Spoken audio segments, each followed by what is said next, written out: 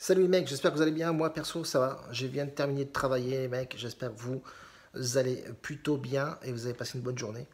On va parler des pronostics qu'on a pronostiqués forcément aujourd'hui, vu que je fais les vidéos à la veille. Donc voilà, ça me laisse le temps de m'organiser, analyser plus correctement. On a bien vu qu'aujourd'hui, le petit combiné à 1,80, même si c'est pas une cote de ouf, elle passe plutôt crème. Avec Hambourg qui jouait contre je sais plus qui, mais il gagne 3-1. Euh, Séville, on a joué le nombre de buts, on a bien fait parce que Séville perd 3-0 actuellement. Donc voilà, on a bien vu que Séville, mésaventures côté Copa del Rey, Coupe du Roi. Donc voilà, on est plutôt satisfait et ceux qui ont joué Séville, aïe, ça doit faire mal. Si t'es pas encore abonné, je te laisse t'abonner. Mets-moi un petit pouce si tu le veux bien. En tout cas, je suis satisfait du résultat. C'est plutôt bien parce que voilà, les deux vidéos précédentes, on avait perdu les deux combinés. Donc on se rattrape tranquillement, mais sûrement. On part sur un nouveau combiné, les frérots, que j'ai analysé tout aujourd'hui pour demain. Donc voilà, une cote à 2,27 qui me semble plutôt pas mal. Devrait normalement passer plutôt crème. Donc on part là-dessus, les frérots, bordel. Et tu t'es pas trompé de chaîne, frérot. Donc Akmar, alors ça c'est un match du Pays-Bas, j'aime bien ce championnat-là parce que ça claque énormément de buts. Donc Akmar à domicile doit absolument se réveiller parce que le week-end dernier ils ont perdu, je crois que c'était à l'extérieur je pense. Donc du coup ça joue à domicile devant son public, son terrain, ses habitudes, normalement, ça devrait passer plutôt crème. Mais j'ai dit Akmar, voilà, dans le match, un petit over 2-5, donc il faut 2-1, 3-1 ou etc. Il faut 3 buts absolument dans le match pour gagner ce pari. Donc la cote est à 1,31. Elle me semble plutôt pas mal et réalisable. J'ai regardé un petit peu forcément tout le long de la journée les statistiques, etc. Donc voilà, de toute façon, je sais très bien que le championnat du Pays-Bas, ça claque beaucoup de buts. Il y a beaucoup de over, jamais de under. C'est très rare, mais il y en a beaucoup. Mais enfin, beaucoup. Il y en a souvent, pardon.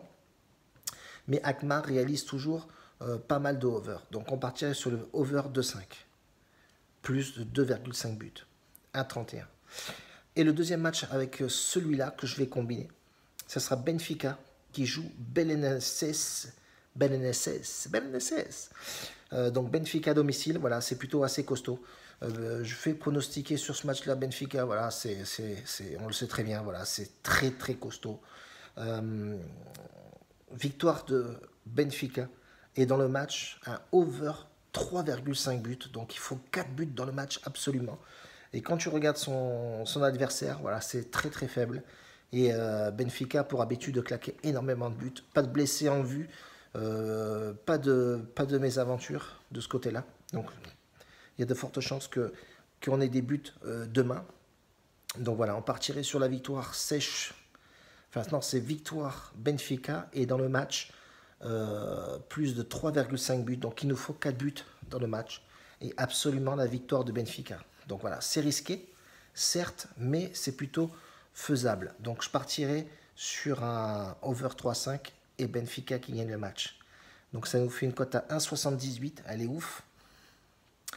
Et une cote totale à 2,27. Voilà, c'est plutôt sympathique.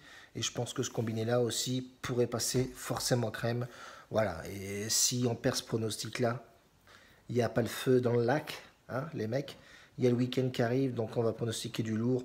Voilà, il n'y a pas beaucoup de matchs. J'ai pas voulu jouer Schalke 0-4. Ouais, bon, le over, ça, je pense que ça va le faire, mais je n'ai pas pris le temps de regarder les stats sur ce match-là. Mais les deux matchs que j'ai regardés me semblent plutôt plausibles. Donc voilà, je partirai plus là-dessus. Et puis c'est cohérent avec ce que je fais d'habitude.